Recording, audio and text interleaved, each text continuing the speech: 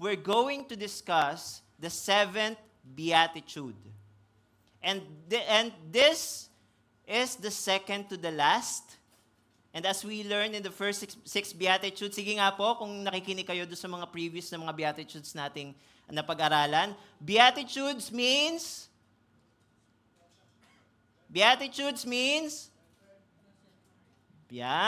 blessedness, or the state of being happy, state of great joy. Which would only mean one thing, mga kapatid.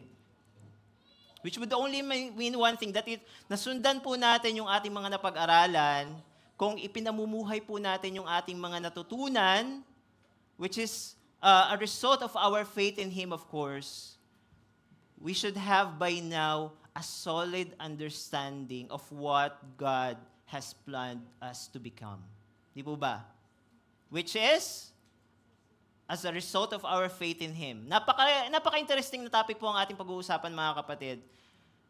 Many of us can relate, and I believe and I pray that the message of the Lord will take our faith to the next level, not to lift ourselves, of course, but for God's glory alone. Maaring tamaan tayo slightly or big time ng mensahe ng ating Panginoon, but naniniwala po tayo that God's Word is sharper than the two-edged sword. And kung tamaan tayo, let's consider it as a blessing. Di ba? Because God communicates with us and He wants us to be transformed according to His will. So before po tayo magpatuloy, I just want to highlight that the series we're learning today, this past weeks, and two coming weeks, next coming week, it's not just an ordinary one. Hindi po ito ordinary series lang. But it shows how God transforms His people into a mature Christian by going through a series of steps. And each step lets us experience and remind of our journey with God. So if we are to illustrate it, Beatitudes is like climbing on a staircase, and each step is a prerequisite to move to the next one. Kumbaga sa school, we can't move to grade 7 kung hindi tayo na grade 6. Diba? Unless you've been accelerated. Sino po yung dito yung mga napaka-bright at na-accelerate? Ayun, si Kuya Ryan daw. Oh. Kung may level yung pagiging tolits and marites, hindi ka magiging marites level 2 or tolits 2.0 kung hindi ka dumaan sa level 1. Sino na po dito yung nasa level 2 na? Tingnan nga po. Baka nasa level 1 pa lang kayo. Baka hindi pa kayo nakakapasok dun sa, baka mayroon dyang mga enrollment. Diba? So, kidding aside po, each beatitude builds a solid foundation of our Christian growth, mga kapatid. And kung may na-skip ka sa ating mga series this past few weeks, I advise you to go to our Facebook page or YouTube channel during your free time. Kompleto po tayo ng ating mga video preachings from Beatitude 1 to 6. Napakaganda po ng katuruan ng ating Panginoon through the lives of our pastors and preaching elders. And as I said, it will help you to level up your Christian faith. So let's have a short recap of the first 6 Beatitudes, mga kapatid, that we have learned in the past few weeks. Again, let's go through each of the steps in our Beatitude staircase, yung nakita natin kanina, as illustration. And makikita po natin dito that each step is one of the foundations ng mga sumusunod na Beatitudes. So, number 1 is, blessed are the poor in spirit, for theirs is the kingdom of heaven. So, makikita natin, step 1. Okay? Those who recognize their spiritual emptiness and depend on God are assured of inheriting the kingdom of heaven, finding richness in their humility and reliance on God. Number 2, second beatitude is, blessed are those who mourn, for they will be comforted. Those who grieve over sin and suffering will receive divine comfort, experiencing God's presence and comfort in times of sorrow. Number 3, third beatitude is, blessed are the meek, for they will inherit the earth. Those who embody gentleness, humility, and self-control will be granted lasting blessings, including a share in God's abundant provisions and the promise of inheritance. Number 4, blessed are those who hunger and thirst for righteousness, for they will be filled. Those who passionately seek justice, moral integrity, and God's righteousness will be satisfied with spiritual nourishment, finding fulfillment in their pursuit of what is right.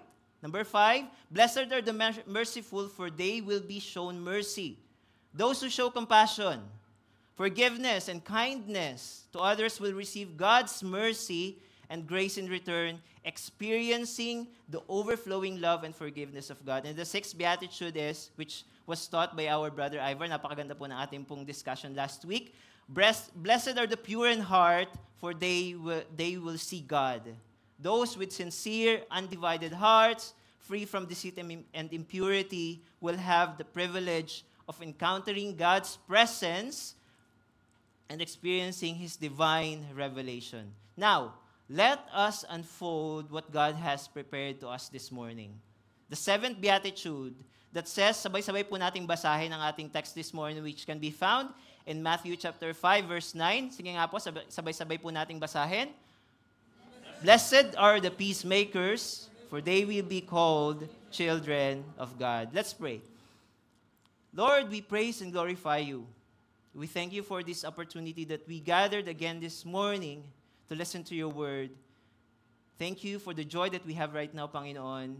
Lord, open our hearts and minds as we study the 7th beatitude, and we humbly ask you to give us a receptive heart, that we will be able to understand each and every message that you will be teaching us this morning.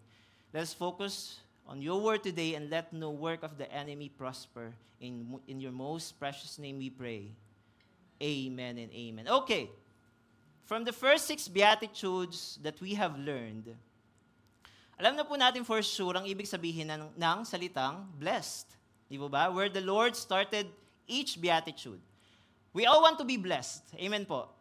In our family, career, relationship, lahat ng aspect ng ating buhay.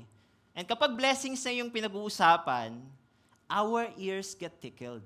Di po ba? Ang sarap niyang pakinggan. Blessing yan eh. Amen. Sino ba naman ang ayaw ng blessings? As humans, I think it's just normal to feel that as much as possible, we want to avoid hearing problems sa ating pamilya sa Pilipinas, di ba, dito sa ating trabaho. Ayaw nating makarinig ng problema. Or gusto nating i-avoid. Gusto natin masasaya yung naririnig natin, hindi po ba? And in these Beatitudes, God described blessedness in a different perspective. And to someone who will be reading them, most especially the first 5 Beatitudes, napansin niyo po ba yung first 5 Beatitudes natin? Blessed are the poor in spirit, blessed are those who mourn, blessed are those who meek, blessed are the meek. Siguro dun sa mga makakabasa ng first 5 Beatitudes, maaaring tataas yung kilay nila. Kung hindi nila iintindihing mabuti yung mensahe ng ating Panginoon. Someone who has been experiencing financial difficulty, baon sa utang, hindi sumasahod ng ilang buwan, not receiving salary for months, would read the first beatitude, blessed are the poor. Someone just lost a loved one, and he would read, blessed are those who mourn. Someone who's getting bullied at school and workplace would read, blessed are the meek. Someone who has not eaten for days, and he would read, blessed are those who hunger. And they'll be like, God, are you serious? Then they will not continue and completely miss the huge blessings that await them.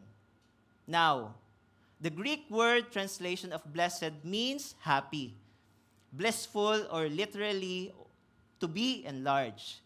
And in our previous teachings, naiintindihan nating mabuti that as citizens of the kingdom of heaven, dapat tayong magalak kung ang mga ito ay ating nararanasan. Hindi po ba? Dahil ito ang plano ng ating Panginoon sa atin.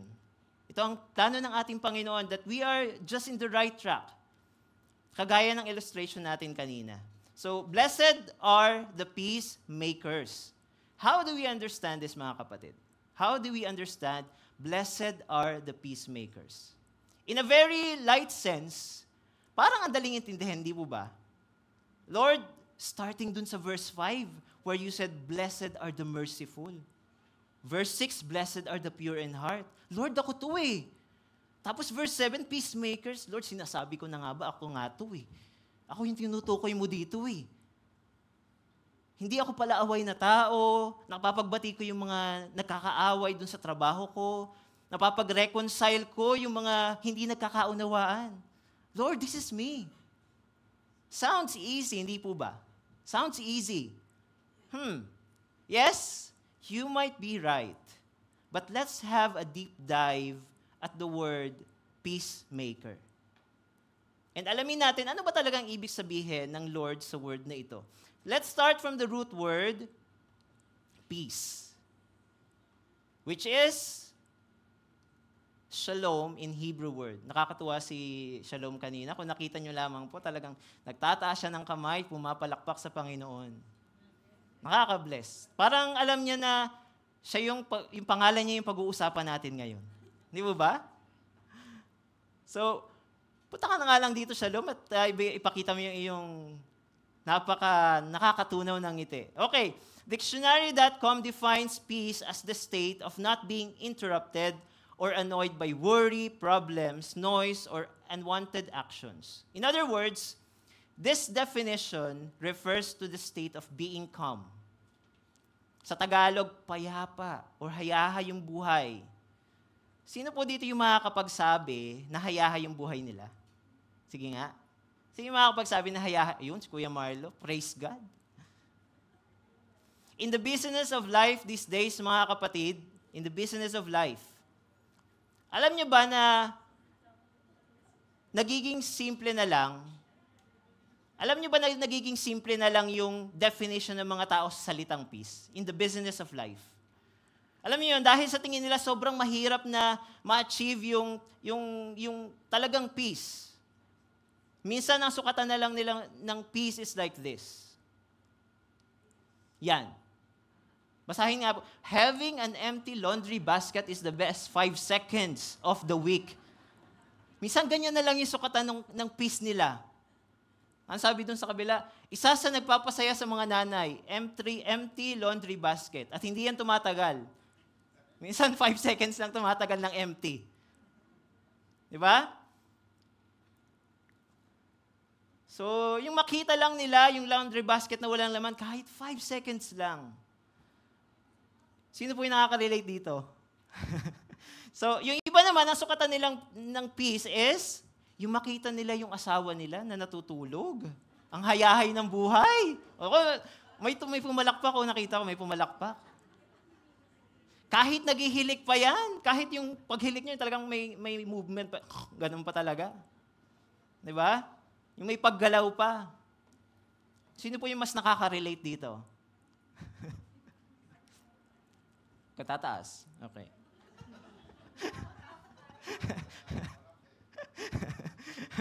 Anyway, kidding aside po mga kapatid, that is one definition of peace.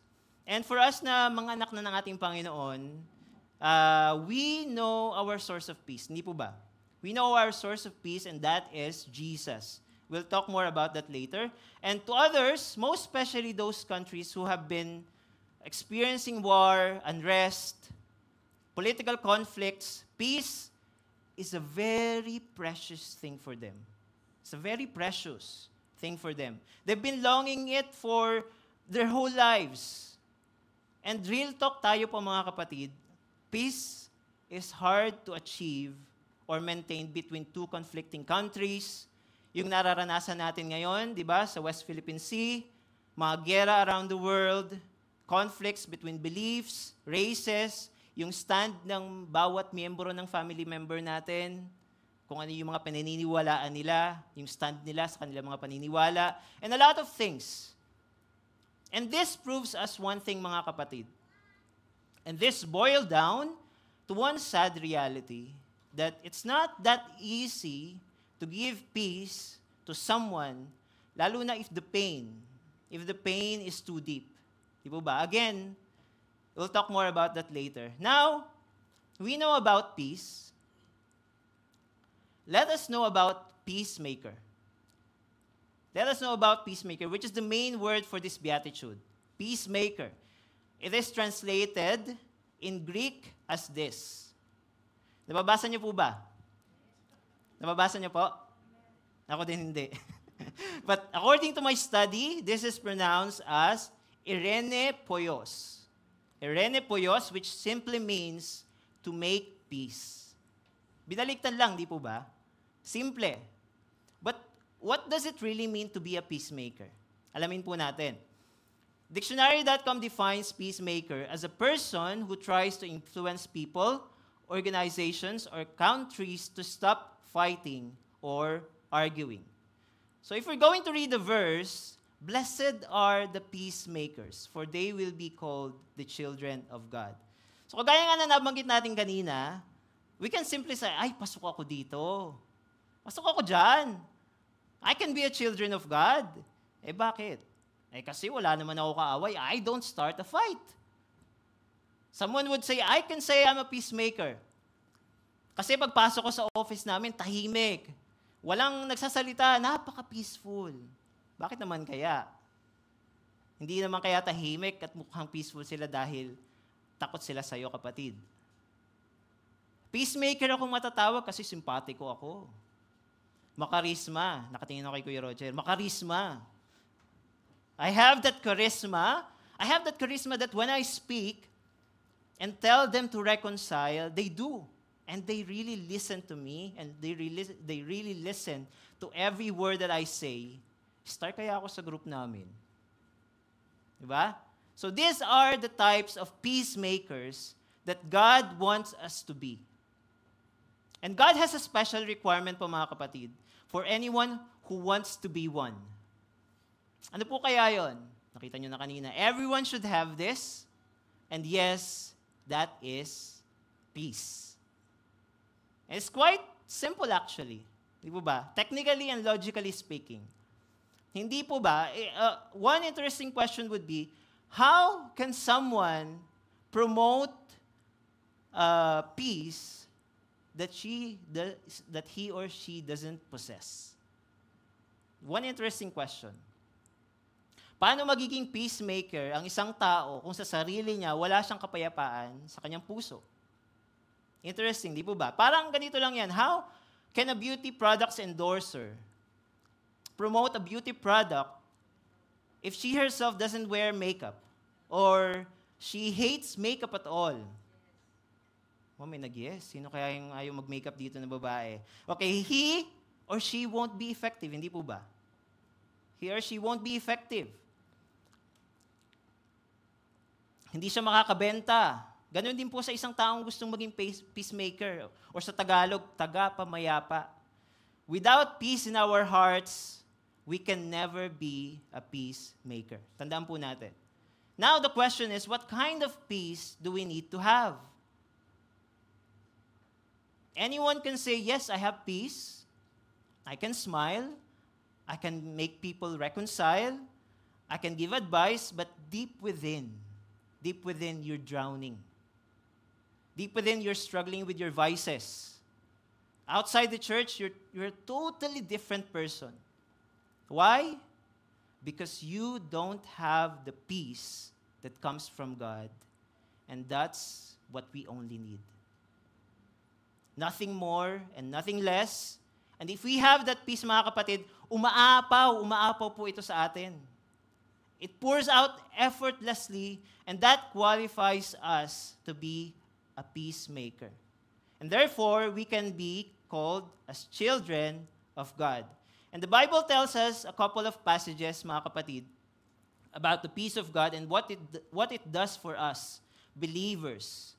Ito po yung ilan. Number 1, Philippians chapter 4, verse 7, and the peace of God, which transcends all understanding, will guard your hearts and your minds in Christ Jesus. Kapag ang kapayapaan na nagagaling sa Panginoon na naghahari sa atin, His children, as His children, our hearts will be guarded, and therefore, we can be effective peacemakers. Next, Colossians chapter 3, verse 15. Let the peace of Christ rule in your hearts, since as members of one body you were called to peace, and be thankful. If we let the peace of Christ rule in our hearts, mga kapatid, we acknowledge the calling to live in peace with others. Next, Isaiah chapter 32, verse 17.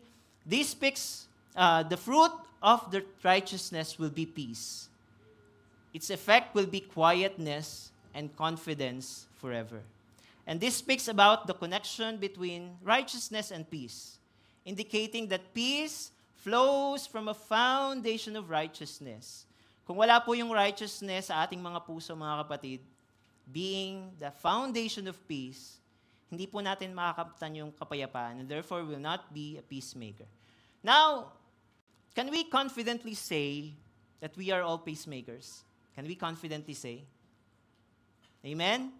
And yes, while some are not there yet, and I believe and I pray that many of our brethren are on their way to reach that point where the peace of God that transcends all understanding freely flows on all of their ways, manifests in their words, their acts, their life testimonies, because we are all God's work in progress. Naniniwala po ba tayo doon?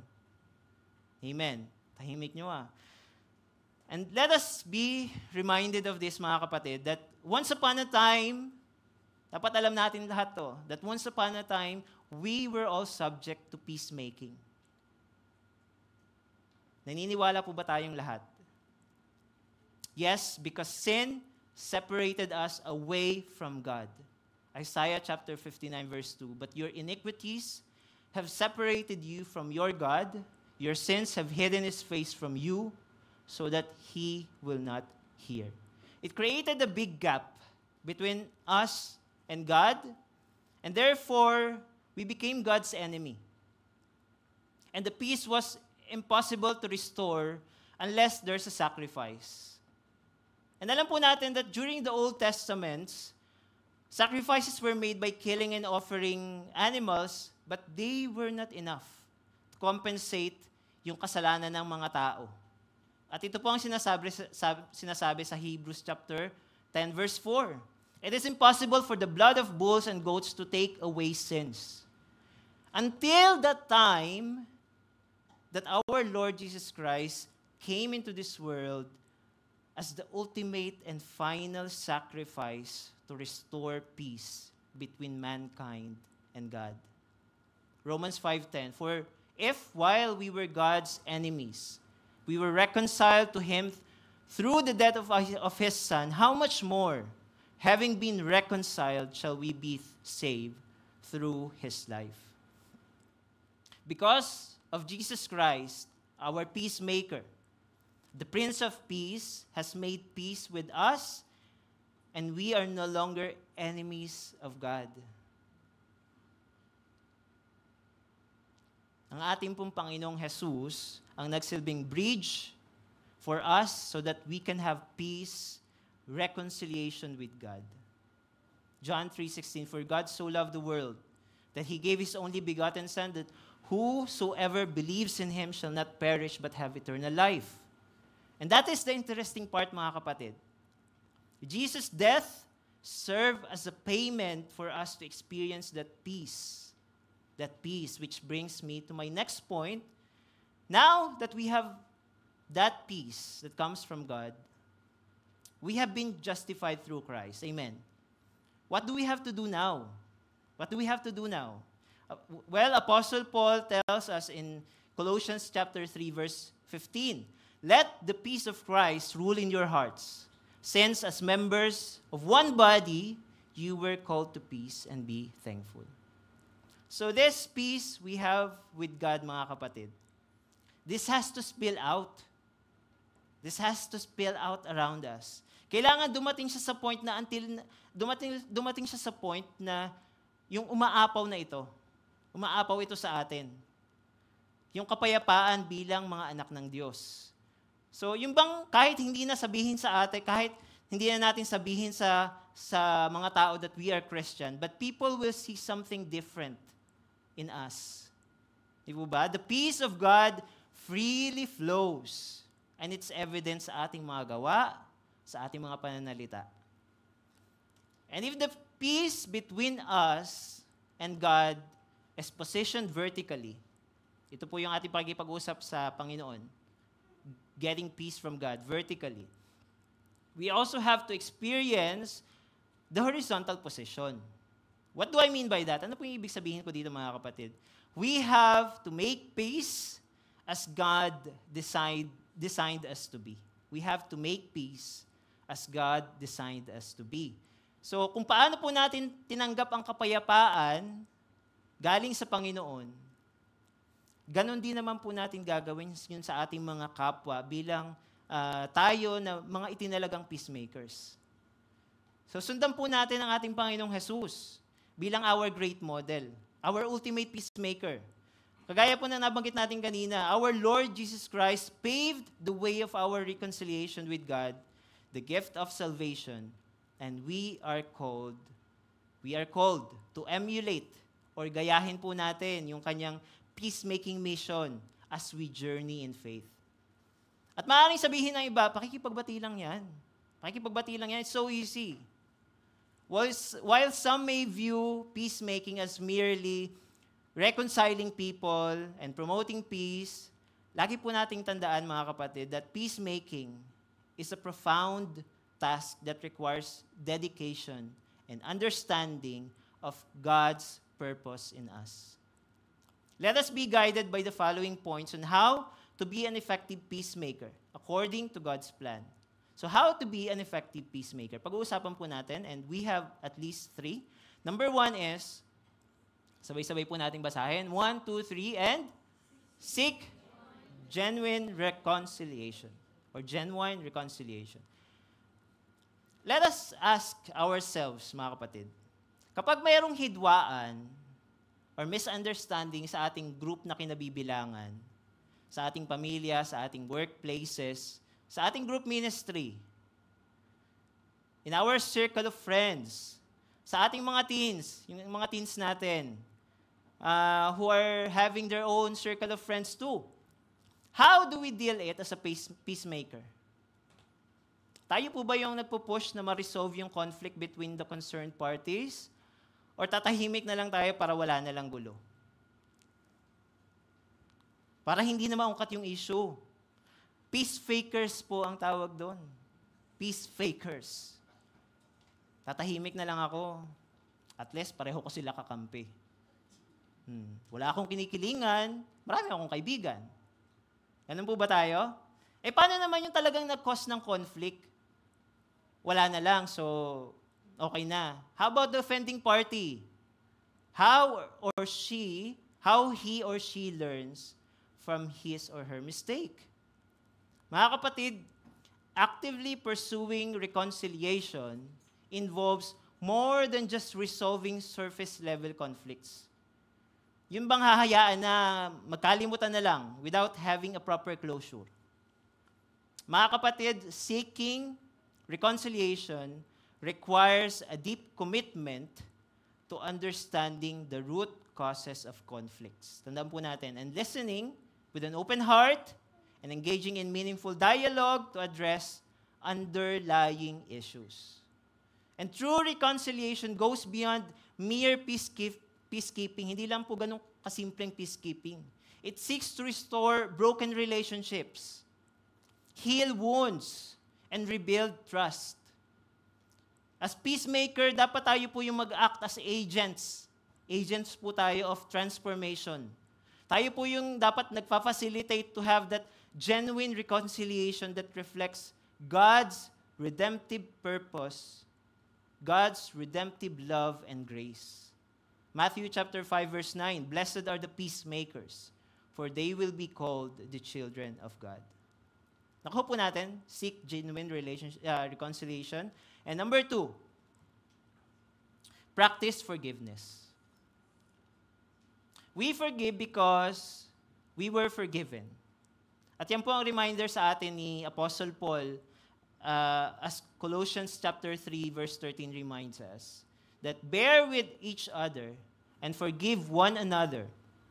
If any of you has a grievance against someone, forgive as the Lord forgave you. So bilang mga peacemaker, mga kapatid, tayo po yung dapat nagiging modelo ng pagpapatawad. Amen po. Amen. Mahina yung mga amen nyo, ha? Mga Kristiyano na tayo, eh. Diba tayo dapat yung nagiging modelo ng pagpapatawad. And let's have a goal and a prayer to God that to give us a heart that easily forgives kapag sa atin nangyari yung conflict. Diba? Parang ang daling sabihin to easily to forgive. But kapag sa atin na nangyari, parang, diba? Parang medyo hindi mo pa nga hawakan yung sinabi mo sa Lord, eh. Tapos ganun kabigat yung nangyari. So, yes, iba't iba po yung level of offense na ating mga kakaharapin, and it may not easy to practice forgiveness ng ganun-ganun na lang. But let's always remember, mga kapatid, let's always remember how God forgave us through the blood of Lord Jesus Christ. And let's remember po that practicing forgiveness is not a sign of weakness. Hindi po siya sign ng weakness, but a great testimony to the transformative power of God's love working within us. So kung si kapatid mo o yung kaibigan mo, kinalimutan na may malaking pagkakautang sa'yo, at naghaharbor ka pa rin ng inis or galit sa kanya, patawarin mo na, kapatid. Mahirap? Kausapin mo. Tell him na parang ikaw yung nahihiyang maningil. Sabihin mo, pinatpatawad na kita, kapatid. Tapos kapag napatawad mo na, saka mo siya ulit singilin. Saka mo siya ulit singilin. Pare, mare, sis, bro, baka naman, bigyan naman. May chance ka ba bang bayaran? Ha? Kahit 50% na lang. Kahit 2 gives. O diba, ikaw pa nagbigay ng options? 1 year to pay. Relate po ba tayo dito? So, practicing forgiveness to be an effective peacemaker. Number 3 is promote understanding. Understanding or yun pong pakikinig is one of the main ingredients in peacemaking process. How can we be an instrument of resolving or seeking reconciliation kung hindi po natin iintindihin ang bawat party na involved? Di po ba? Proverbs chapter 2 verse 2 to 5, turning your ear to wisdom and applying your heart to understanding. Indeed, if you call out for insight and cry aloud for understanding, and if you look for it as for silver and search for it as for hidden treasure, then you will understand the fear of the Lord and find the knowledge of God. As a peacemaker, we have to build bridges. We have to build bridges of understanding that will lead to a genuine reconciliation. Hindi po yung magkakaroon lang ng reconciliation if the involved parties were forced to reconcile each other. Were forced to reconcile each other nang hindi na nagkakaintindihan. Wala lang, nagbatian na lang. Hindi na nagkaulitan ng kung ano yung naging problema. Pakinggan po natin mabuti yung story ng bawat side. Di ba? And if it's needed to talk to them privately to avoid clashes, then let's do it. Pero pakiusap, wag naman po nating dagdagan. Wag na nating dagdagan yung sinabi ng bawat isa.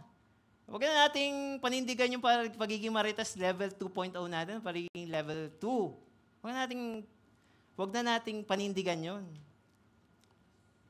100 BD yung sinabi na utang ng kabila, pagdating do sa kabila, 200 BD na agad.